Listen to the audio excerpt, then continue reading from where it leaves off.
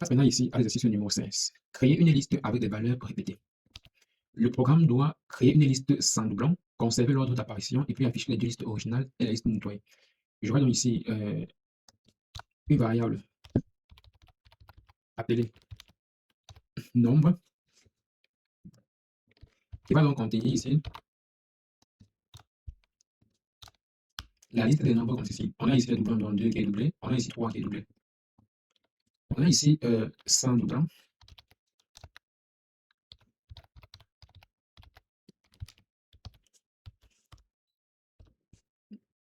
On a ici un for each n int nombre de points.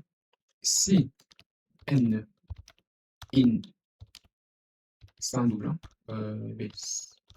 in sans doublon, 2 points, sans doublon, point, append n, prime, original,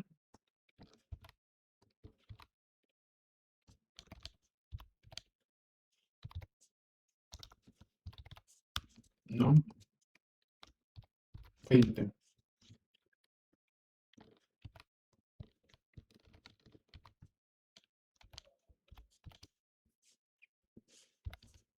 Sans doublon.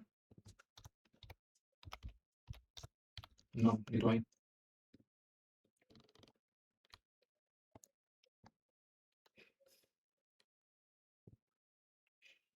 Vous allez voir ici que j'ai bien affiché ici l'original, ok? J'ai affiché ici l'original. Par contre, j'ai un problème ici. Ici, la liste nettoyée est vide.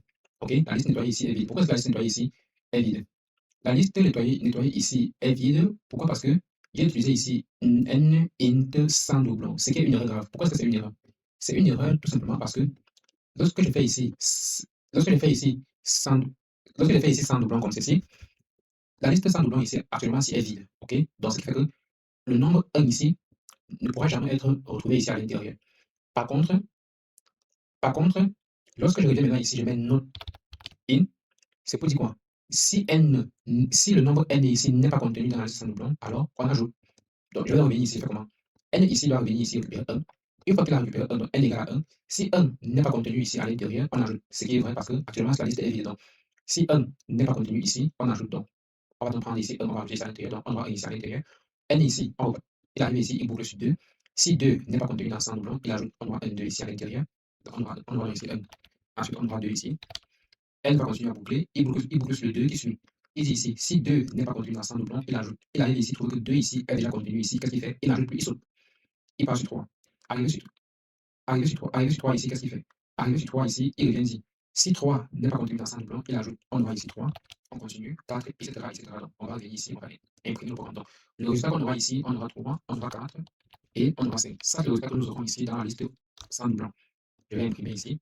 On a effectivement 1, 2, 3, 4, 5. Pourquoi? Parce que les doublons ici ont été ignorés. 2 ici est ignoré, 3 ici est ignoré et 3 ici est ignoré. On a uniquement un seul 3 à ignorer aussi. C'est tout ce qu'il fallait faire sur l'exercice numéro 16.